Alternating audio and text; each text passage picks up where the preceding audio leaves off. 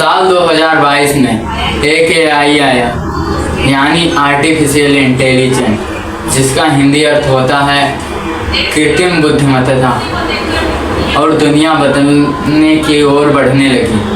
5 दिन में 1 million user और 2 महीने में करीब 100 मिलियन यूजर बढ़ गए। लोगों ने कहना शुरू कर दिया कि यह कोई एआई नहीं बल्कि यह दुनिया का भविष्य है, यानी द फ्यूचर ऑफ वर्ल्ड।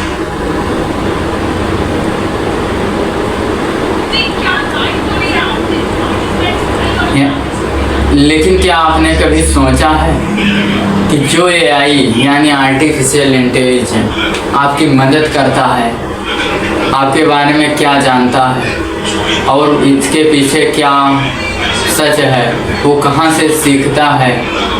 आज हम जानेंगे एआई का पूरा सच, यानी डार्क साइड ऑफ चैटजीपीटी। जो एआई बना है उसे हम चाहे ओपन एआई कहें या हम सीधी सी कहें चैटजीपीटी, जो आज के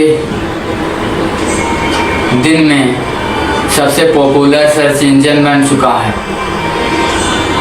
और तो चलिए इस वीडियो को शुरू करते हैं।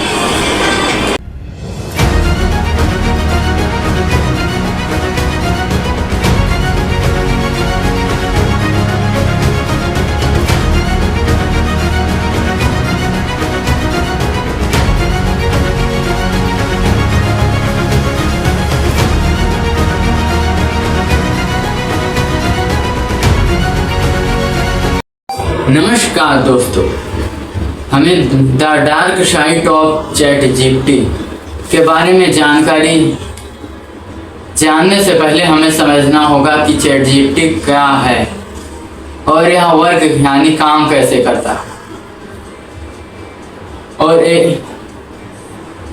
तो हम सबसे पहले जानेंगे कि चैटजीपीटी क्या है। तो चैटजीपीटी एक एआई यानी आर्टिफिशियल इंटेलिजेंट चैटबॉट है, और यह एक एलएलएम यानी लार्ज लैंग्वेज मॉडल भाषा पर आधारित है, जिसके इंटरनेट पर मौजूद हैं अरबों शब्दों में ट्रेन है, जैसे Wikipedia, books, Reddit, news articles और बहुत सारे चीज़ों से जुड़ा है। और यह एक पैटर्न प्रेडिकेट के द्वारा आंसर का जवाब देता है, यानी आप जो भी कुछ सवाल करते हैं उसका जवाब देता है।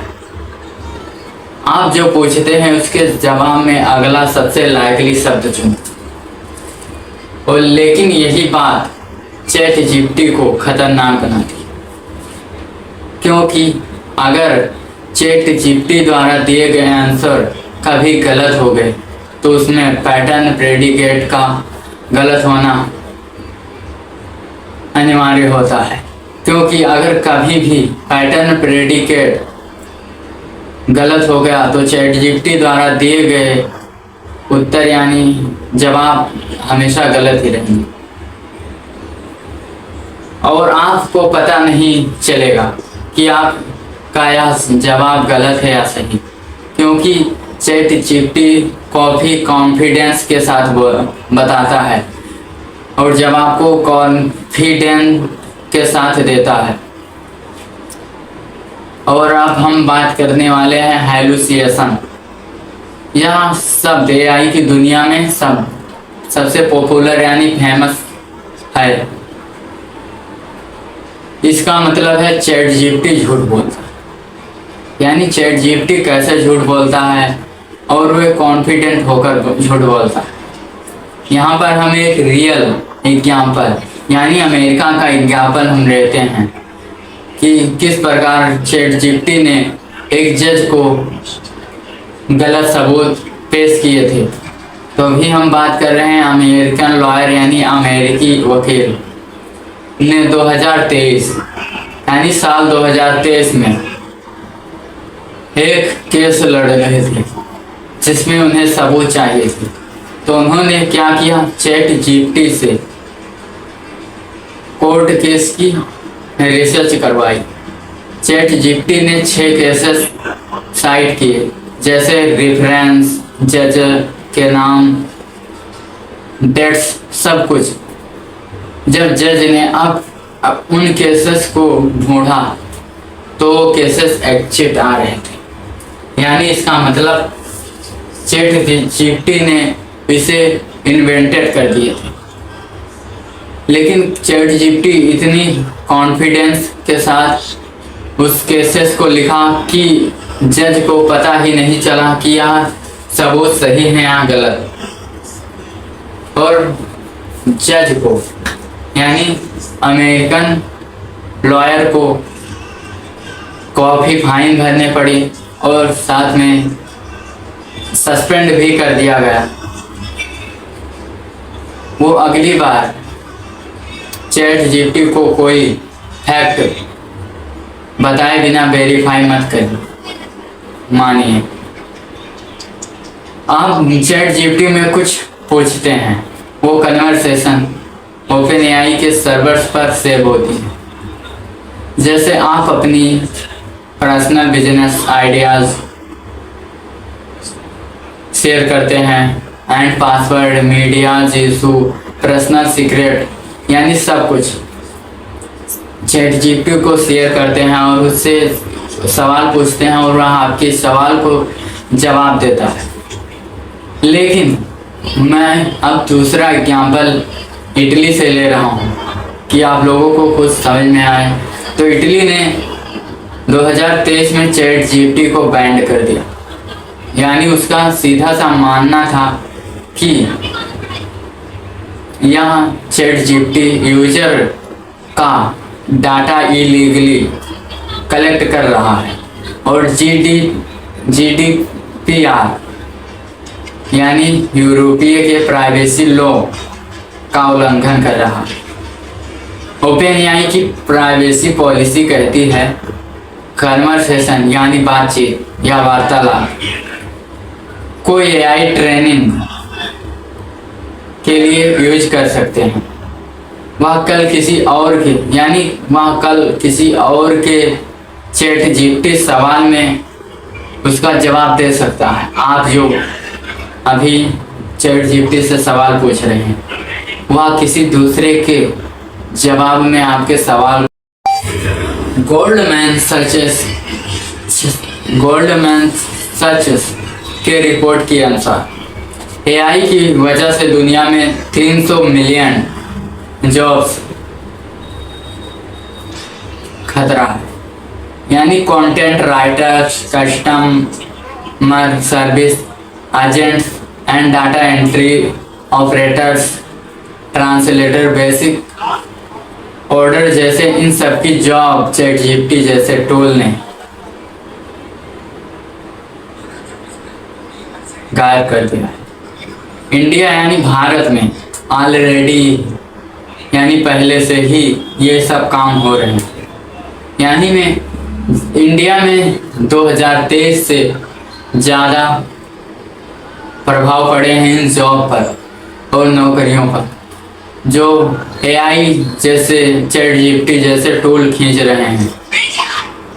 और सबसे बड़ी हैरानी यहाँ है कि लोग ChatGPT यूज कर रहे हैं, अगली बार उनकी ही इंडस्ट्री को टारगेट होगी, यानी उनकी ही कंपनियों को टारगेट करेगा ChatGPT। ChatGPT को जिस डाटा यानी आंकड़ा से तैयार किया गया है यानी ट्रेन किया गया है, उसमें इंसानों के प्रेजुडिकेस यानी नस्लवाद हैं, यानी जेंडर बिट्स, पॉलिटिकल इंक्लिनेशन, सब कुछ उस डाटा में था। रिसर्च में पाया गया कि ChatGPT कुछ कम्युनिटीज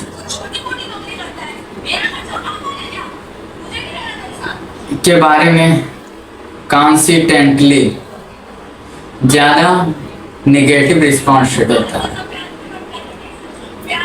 ChatGPT जैसे टूल्स से फेक न्यूज आर्टिकल लिखे जा रहे हैं, fake speech, fake interview and fake news जो बिल्कुल असली लगते हैं, पर यह असल में नकली होते हैं। 2024 के इलेक्शन में दुनिया भर में कंटेंट का इस्तेमाल किया गया, यानी एआई कंटेंट का इस्तेमाल किया गया। आप रोजाना न्यूज़ पढ़ते हैं, क्या आपको लगता है कि यह गारंटी है कि मनुष्यों ने ही इसे छापा है या प्रिंट किया है? एआई भी तो छाप सकता है या लिख सकता है। ओपन एआई की शुरुआत एक नॉन प्रॉफिट है की तरह मिशन था। एआई को सेफली और ओपनली डेवलप करना उसके फाउंडर में थे इलोन मस्क और सैम अल्टमैन।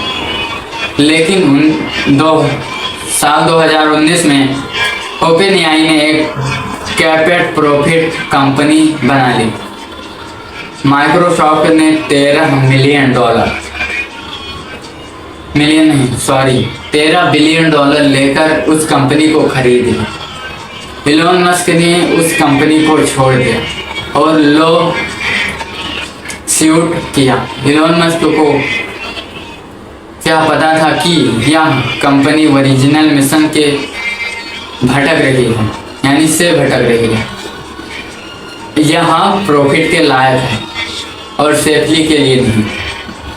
और चैट जीपीटी का सबसे पावरफुल वर्जन चैट जीपीटी 5 है, जिसका कोड पब्लिशली अवेलेबल नहीं है।